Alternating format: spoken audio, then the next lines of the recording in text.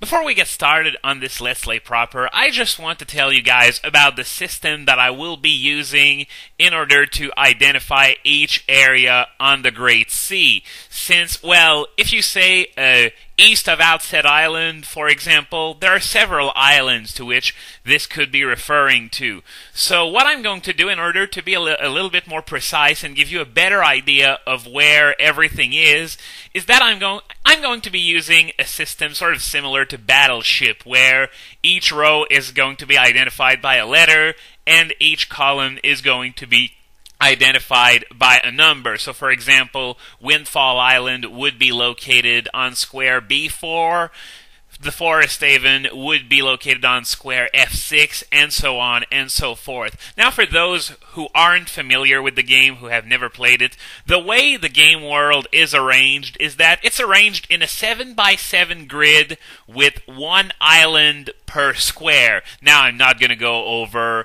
how unrealistic and awfully convenient that is, but that's how the game world is organized, and that's what I'm going to use to tell you where everything is. So now that we've gotten that out of the way, let's get the show on the road!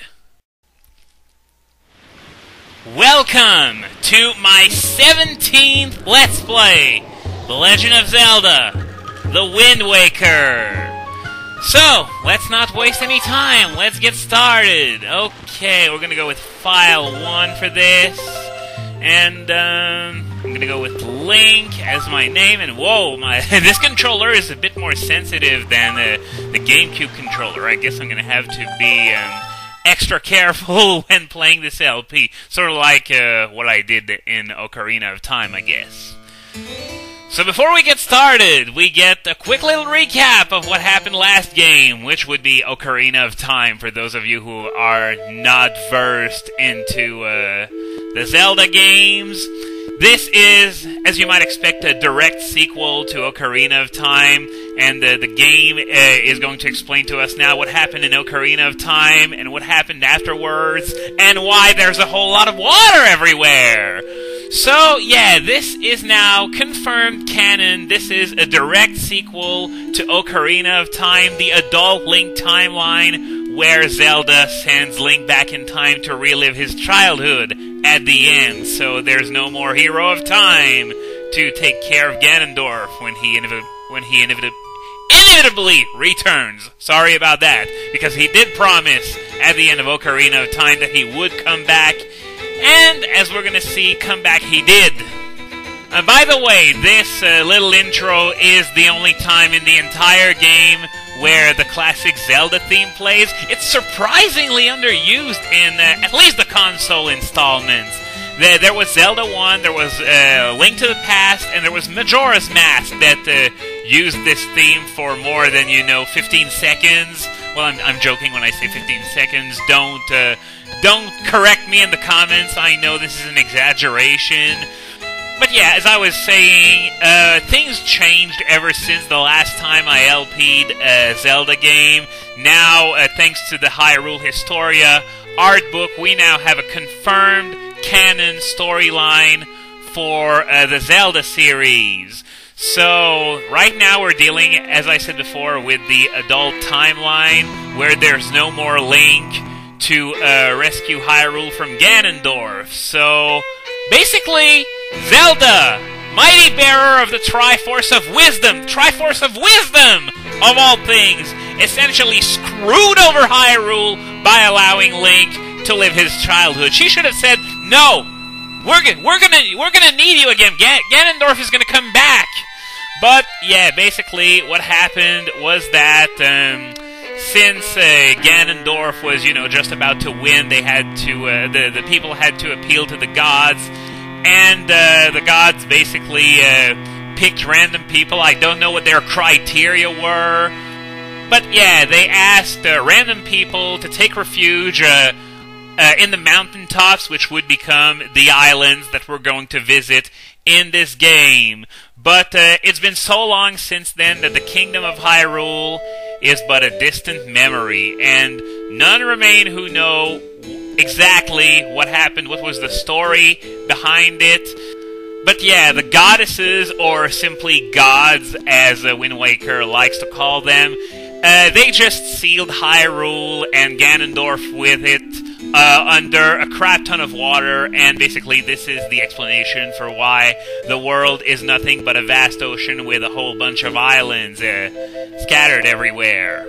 Nonetheless, Hyrule may be gone, but the legend of the Hero of Time is one of the things that survived, and as the game just told us, on a certain island, it's a custom when a boy turns young Link's age from Ocarina of Time and Majora's Mask, that is, to garb them in green. It's a tradition that's left over from the very ancient days. And sorry for the graphical gremlins, by the way. I guess this is to be expected with GameCube emulation. Welcome to our peaceful hamlet, Outset Island.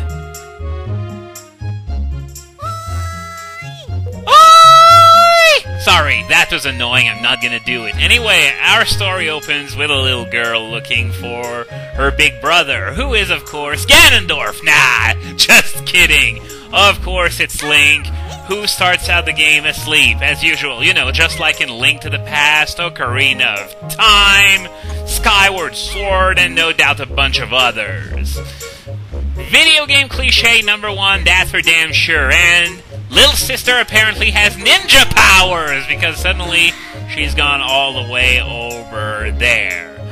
So take a little look at the dialogue here. This is the most awkward way of introducing us to a character's name ever. Yeah, when I play with the Gauls, I call it Errol's Lookout. This is just so we know that her name is Errol, because, you know, her just showing up one morning out of the blue and saying, "Hey, my name is Errol, did you remember?" That wouldn't really work.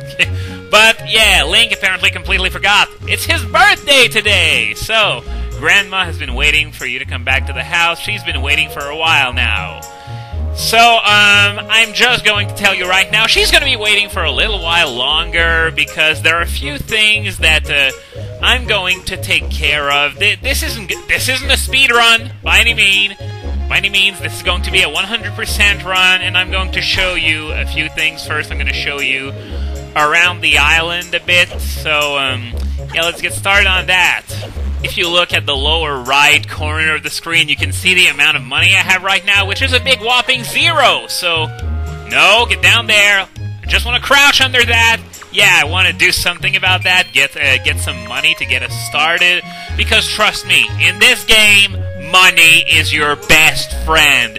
You will need a crap ton of money if you want to even complete the game, let alone get everything in it. So when you go in this house, no, I don't want to go on that little bed thingy here. Just want to go under it, and in there's a secret stash that contains a red rupee. This is worth 20 rupees. Green rupees are worth 1. Blues are worth 5. Yellows are worth 10. Reds are worth 20. Purples are worth 50. Oranges are worth 100, and silver rupee are worth 200. Now, these values change with just about every game, but in Wind Waker, as well as Twilight Princess, this is exactly the way things work. So, since this is the first area of the game, it's going to be fairly tutorial heavy. Now we're going to learn about the auto-jump feature, which really confused me the first time I played Ocarina of Time, as I said in that particular LP.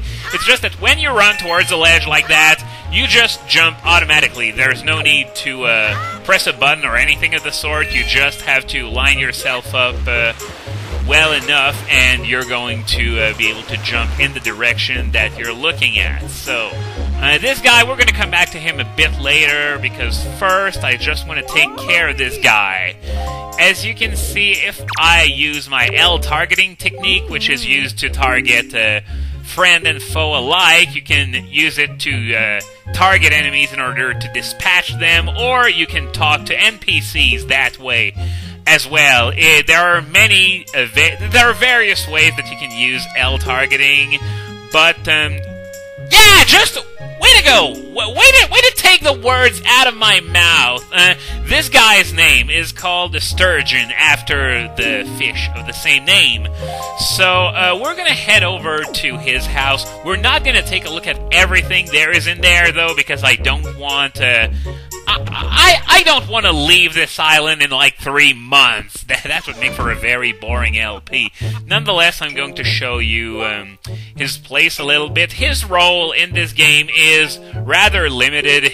He's basically just there to show you the ropes, tell you about the basics of the game. But he doesn't do the job himself. There are a bunch of notes that are tacked onto his walls that you actually need to read in order to, get a better feel of those basics that I'm talking about. And I'm not going to be reading all of them because it's all stuff that we're going to find out about soon enough, and it's stuff that's written in the instruction manual anyway. Now I know Oh! Okay, yeah.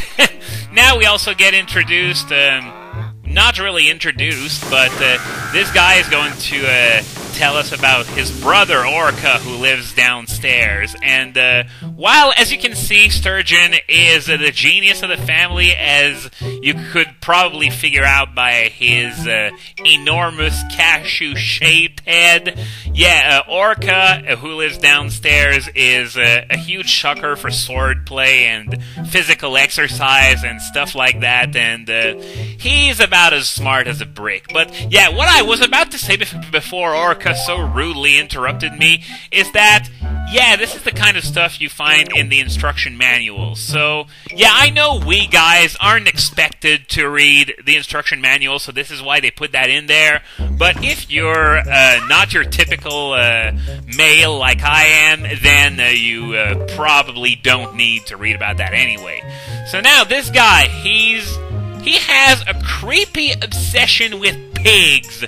Yeah, so my wife was just telling me how she really wanted a pet, and of all the things, he chooses a freaking pig. I don't think pigs make very good pets. I mean, people these days use anything as a pet, so I guess I shouldn't be surprised, but pigs, all they do is roll around in mud and ugh. I wouldn't imagine having one as a pet. So, what you want to do, we're going to try and pick up that pig. So, you want to try and sneak up on it rather, because it's not a human being. You sneak up on it using the crouch function to make as little noise as possible. Then you stand up and try to pick it up fast enough before it starts running away. So, yeah, this is basically the way you're going to do it, and creepy pig lover's wife is right there waiting for a pet, so we're just going to give her that pig. So this is another thing about Zelda and other similar games. If you help out random NPCs with what they want, they're going to give you a reward. So there are 3 pigs scattered across this island, so I get 20 rupees for each pig I'm going to bring back to her. Note that this, I believe, I think it's only available on this very first segment of the game before you leave this island for the first time. So that's 60 rupees that you can make quite easily by just bringing her the 3 piggies back. So here's the second one. Just here we go. That went a lot easier than the first one. Not that I really sucked with the first one. It's just that sorry about that. Excuse me? I just brought you a second one. Where's my money?